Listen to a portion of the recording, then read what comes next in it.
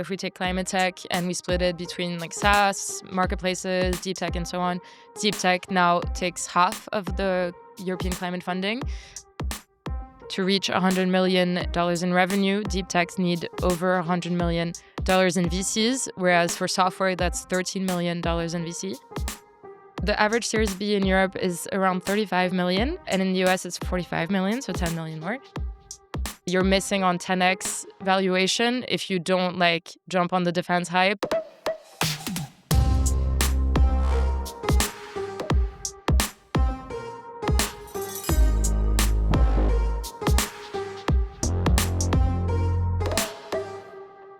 For people that don't know you, you are a research associate at Dealroom.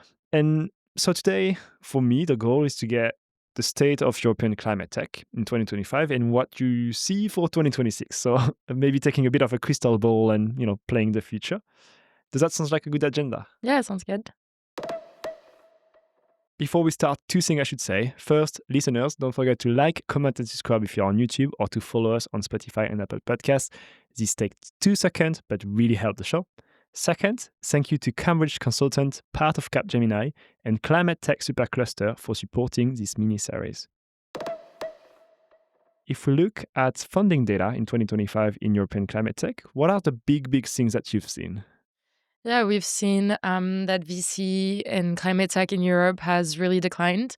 It's declined about 30% year over year to reaching a bit less than 9 billion by the end of the year. That's what we project.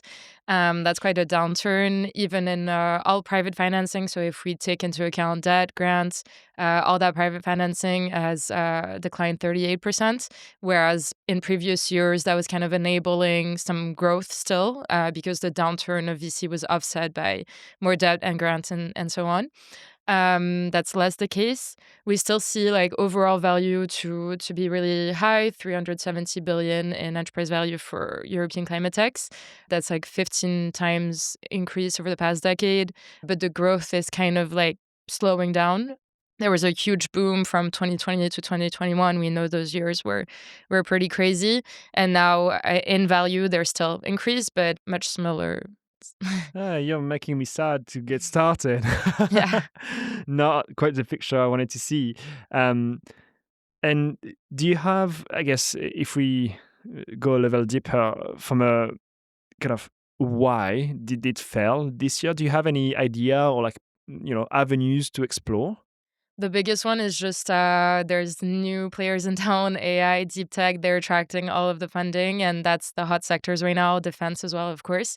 So funding is just being redirected to that. And the boom years of climate in 2021 to 2023, especially 2023, they've cooled down, but that's what comes after a hype cycle. It has to correct somehow. So maybe it's just stabilizing. We'll see what the next years come. And is overall VC also done, or is it just climate tech? VC overall is growing 15% in Europe, but that is like being pushed a lot by AI, which is projected to grow 43%.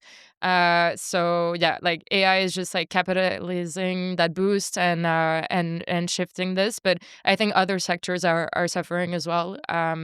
There's just massive raises for AI, deep tech, and so on. Interesting. Well, what I'll take away from that first part is enterprise value is up if we look at a long period enough, and VC is up if we look at a long period enough. Trying to be a bit positive there. Yeah. If we think about the mix of the funding this year, one of the things you mentioned before this episode is deep tech versus software and climate. Is there a story there? Can you tell me more? Yeah, definitely. So deep tech now, deep tech, climate tech. So if we take climate tech and we split it between like SaaS, marketplaces, deep tech, and so on, deep tech now takes half of the European climate funding. Whereas in previous years, I think Europe was really excelling in asset light marketplaces like mobility platforms, energy trading. And now we're moving to a more industrial, hardware intensive manufacturing model. And those are really capital intensive. That also explains the drop in my opinion, that if you need a lot more money and you need to concentrate it in a few deep techs, then that's gonna scare off some investors as well. So this shift to deep tech is also impacting. one of the statistics that we must talk about that you've shared in the report with me before this episode is the money you need to get to 100 million revenue. Mhm. Can you tell me more about that? At Dealroom, we do a lot around deep tech. We have a European deep tech report, which is really like it's like 200, almost 200 pages about everything around deep tech. And we try to debunk also a lot of myth around deep tech. Yeah, one insight that we have from there is that to reach $100 million dollars in revenue, deep techs need over $100 million dollars in VCs, whereas for software, that's $13 million dollars in VC. But it makes sense, like if you need to build a technology that's a lot more complicated, that takes a lot more time to develop, takes a lot of more time to reach markets, then it takes you more money to get there and more time to start scaling. Whereas SaaS, well, once you have the product, you can scale it really fast, of course, and grab that revenue. So yeah, but that also means that like after this period of development is done, like once you hit market, you have bigger defensibility. You can reach those high revenues and basically be leader if you crack the code. But yeah, with software, it's just easier, I guess, in that sense. Does that explain also the reason why climate tech financing overall is, I think, from what I can remember from your statistic, but maybe I'm wrong, is about like 50% VC, 50% something else, maybe even less than that for VC? Do you think the reason comes from the fact that it costs so much money? Mhm.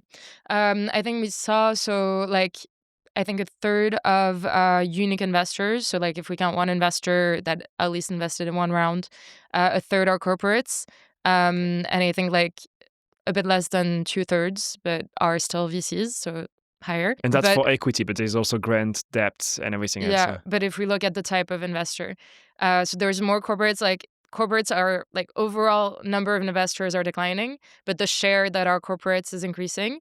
So VCs are kind of retracting from the market.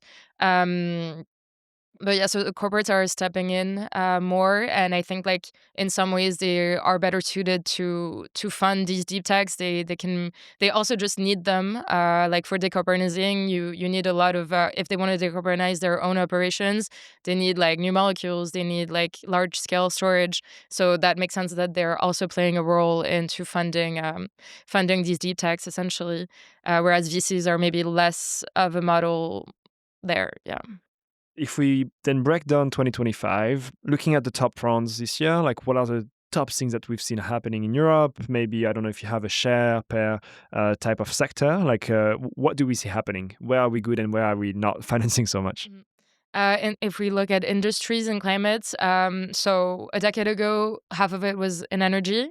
Then the middle years between, I don't know, 2017 to 2022 or so, was that like energy retracted and give more space to like new industries and climate, like transportation, a lot more food. We know alternative protein was really big, mobility platforms, a lot of built tech. But now we're shifting back to energy. Again, this ties into this deep tech element, which a lot are tied to energy. So now I think half of VC funding in European climate tech is energy climate techs. Built tech is like 20%. Food increased a bit more, but that's due to like one really big round. So like not transportation, not built tech, not food, not energy. So other sectors are growing as well, and that's like semiconductors, space, like kind of these dual technologies, cross sectors, that's growing as well. So that's what we're seeing in terms of top rounds. Still, it's mainly energy. Still some large like built tech, like Era. They raise a lot of money. But interestingly, if we look at top rounds by corporates, that's a lot of deep tech. It's nearly all deep tech, underwater robotics, new materials, some fusion, things like that. So that's where they're taking a stand, really. So corporates do not care about software anymore. Less, I would say, yeah. Interesting. And if we think about the top rounds this year in climate, because I'm thinking about the US and we've seen the base power, for example, with 1 billion raised Mm. and a few others. I think the fusion company, Commonwealth Fusion as well, Mhm. raised about somewhere close to 1 billion. Have we seen that much of a big rounds in Europe as well? Or do we see like smaller size of rounds on average? Yeah, rounds are definitely lower. They just have like more capital there, especially at the later stages. Like I think like the mega rounds, like the 250 million plus. This year we didn't have any, Okay. whereas in other years we did. But yeah, in the U.S. also like out of the top 10 rounds, like 5 were on nuclear energy. Of course, that requires a lot of capital. But yeah, they're really moving towards this and like energy sovereignty and things like that. Super interesting. Um, and if we look on average, I think you have something also at the earlier stages in terms of like if we go from C to Series B. I'd love to understand first on the size of the round because they are usually a bit smaller than what we were discussing, like the mega rounds. Like you don't usually raise 250 million as a Series B, right? Mhm. So if we talk about the C to Series B, like do we have a difference in size? And also, do we have a difference in graduation rates from C to Series B? Yeah, I'll tell you exactly what we have. So the average Series B in Europe is around 35 million, and in the US it's 45 million, so 10 million more. And the graduation rate is 15% in Europe and 25% in the US. So basically they're like way better at funding on Series B, like both in size and both in frequency. But that's I think like comes from the fact that like in Europe we're like also playing catch up. Like VC is much more recent. We're trying to put a lot of bets on a lot of companies. So yeah, we disperse a lot of money. But in much more rounds, but lower amounts. So, but like instead of focusing on a few and like really making them like pull through to the later stages, we're just like dispersing everything. We also just have like a lot more like funding vehicles, like helps, like grants and like accelerators, like all this support on early stage. I think we're really good at, which I think is a good thing. You know, you're propelling a lot more entrepreneurs and so on. But we're really missing this gap in Series B. So like at some point, it's like okay, it's great. We have a lot of early stage startups, but then if you're not helping them get to the later stages, then there's a problem because they just die out. And at the later stages, then like foreign investors come in and start funding them and like capitalize on it. Whereas we can't because we don't have like the funds to Mm. give those big rounds in Series B. Yeah, we're also already trying to take care of Europe. We're not going to invest that capital outside of Europe for the growth stage. But something I will pick up on, which is the foreign investors coming at the later stage. I think you have something on that as well. Mhm. Can you tell me more? So, at Series B, a quarter of the capital is already foreign, and at in the mega rounds, so above 250 million, half is foreign. So basically, yeah, when we reach these really late rounds, that's when like Asian investors, US investors come in and like fill that gap that we can't fulfill because yeah, like the funds aren't big enough to write these like 20, Mm. 50 million checks. And yeah, can't follow on to 100 million rounds. Like we just don't have that capacity right now. Yeah, that's super interesting. A lot of people say that Europe is a R&D center for the world, and then Yeah. once it gets to scale, it's financed by others. But I mean, from a data perspective, you're telling me that story is quite accurate. Mm. Um, Another dynamic that we've seen this year, something that I don't like, but we'll still talk about it. I'm a big believer in climate tech as a horizontal, vertical, whatever you want to call it. But we've seen a lot of rebranding this year from funds. I mean, we at least we've heard it. Is that correct? Do we see funds rebranding towards defense, sovereignty, I resilience? I think we also like we especially see companies rebranding as that like companies that like were climate tech and now are like either energy sovereignty or around defense, but like there is like a lot of cross sectors. You know, there's like one of the biggest rounds this year was X Ocean. They're like underwater robotics, so they can be used for defense, but they also can be for like seabed mapping, also like Earth observation satellites. You know, you can use them again for defense, but also for biodiversity tracking. So there is overlaps. Just like I think one, or I forgot who exactly, but like there was an article recently saying like you're missing on 10x valuation if you don't like jump on the defense hype. Like if you're a climate tech and you don't like, yeah, just advertise more like your sources, but also maybe it's good to just have like multiple applications, not just be relying on one or the other. But yeah, on like if you're just like following the hype, I think you're already like kind of too late. Like you either have to do it earlier on or yeah, but makes sense to like try to hop on that. But it's yeah, good to stay to your Yeah. But this is really happening. This is not just noise. Like people are actually rebranding. Yeah, I think so. There was also like so many like defense funds like popping up.